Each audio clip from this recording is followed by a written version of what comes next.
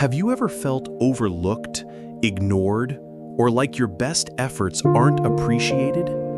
Maybe you've worked hard, prayed faithfully, or given your best, yet someone else seems to get the recognition or blessing you long for. This feeling of being overlooked can lead to comparison, jealousy, and even resentment.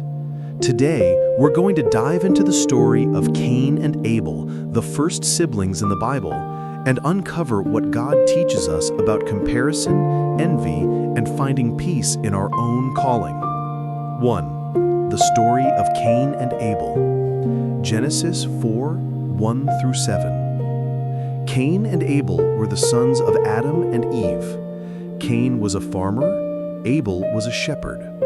Both brought offerings to God, but God looked with favor on Abel's offering, not Cain's. Instead of celebrating Abel, Cain compared himself and became jealous.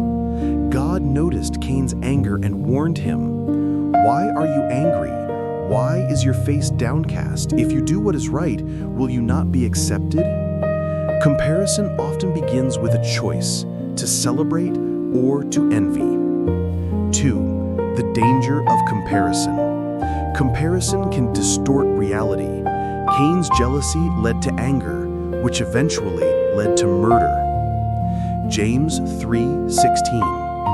For where you have envy and selfish ambition, there you find disorder and every evil practice.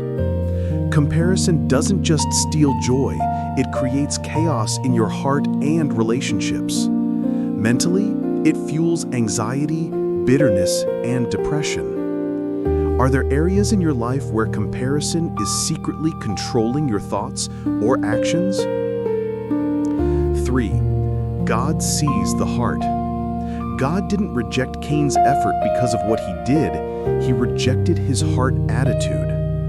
1 Samuel 16:7. The Lord does not look at the things people look at. People look at the outward appearance, but the Lord looks at the heart. Comparison focuses on outward appearances, who has more, who is better. God values your heart, your intent, and your faithfulness. Even if your offering seems unnoticed by others, God sees your heart. 4. Recognizing comparison in your life. Subtle thoughts like, "Why am I not as successful as them?" Or, "I work harder, yet they get the reward. I'll never measure up." These are early signs of comparison, and they can quietly grow into bitterness. Galatians 4:4 and 5. Each one should test their own actions. Then they can take pride in themselves alone, without comparing themselves to someone else. Start tracking moments you compare. Write them down, then pray over them, asking God to give peace. 5. God's warning and grace. Genesis 4:6 through 7. God warned Cain, "If you do what is right, will you not be accepted?" This shows two things. God gives you a choice. You can respond in envy or obedience. God offers grace. He doesn't immediately condemn, he guides. Comparison is an opportunity to choose God's perspective rather than giving in to envy. 6. Comparison versus calling. Cain compared himself to Abel instead of focusing on his own calling. Each person has a unique purpose. Ephesians 2:10. For we are God's handiwork, created in Christ Jesus to do good works, which God prepared in advance for us to do. Your journey is different, not inferior. Focus on faithfulness in your own path instead of envy of another's path. When you align with your God-given purpose, comparison loses power. 7. Mental health and faith connection.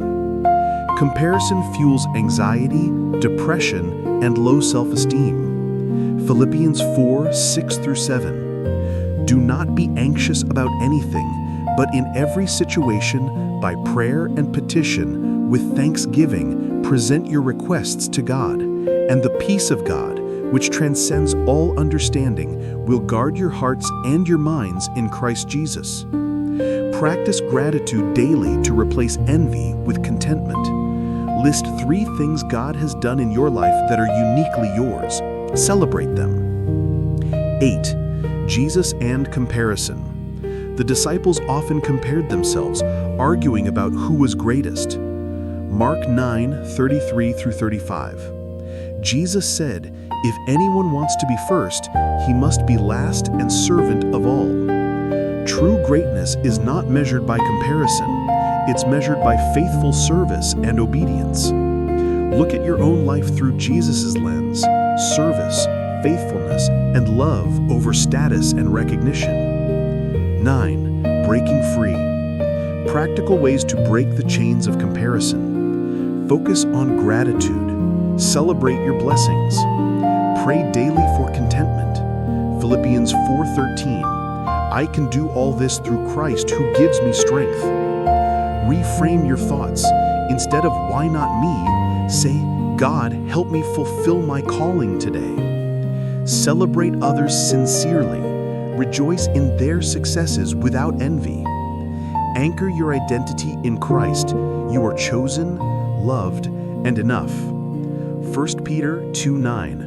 But you are a chosen people, God's special possession. Comparison has been around since the very first family, but God offers freedom. You are uniquely created. You are seen, loved, and valued by Him. Your calling is yours alone. If this message encouraged you, share it with someone struggling with comparison. Subscribe for more faith and mental health teachings. And remember, don't measure yourself against others. Measure yourself against God's calling for your life. Thanks for watching, and God bless you.